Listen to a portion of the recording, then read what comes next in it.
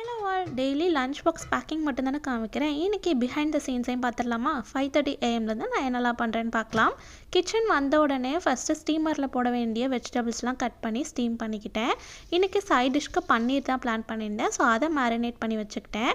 And இன்றைக்கி main டிஷ்ஷாக வந்து ஹர்ப் ரைஸ் தான் பிளான் பண்ணியிருந்தேன். ஸோ அதுக்கு ஆயில், ஆனியன், அதுக்கப்புறமா கேரட், பீன்ஸ், ப்ரொக்கோலி இதெல்லாம் சேர்த்துட்டு சால்ட், பிளாக் பெப்பர் அண்ட் கொஞ்சமாக ஆனியன் பவுடர், அது கூடவே வந்து garlic powder and mixed herbs சேர்த்துட்டு நல்லா மிக்ஸ் பண்ணி சாட்டே பண்ணி எடுத்து வச்சுக்கிட்டேன். அது கூடவே பாயில்ட் ரைஸ் சேர்த்து மிக்ஸ் பண்ணி எடுத்து வச்சிட்டிங்க அப்படின்னா இன்றைக்கி ஹர்ப் ரைஸ் ரெடிங்க. அது கூடவே பன்னீரை மேரினேட் பண்ணதை தவா ஃப்ரை மாதிரி போட்டு எடுத்து வச்சுக்கிட்டாச்சு.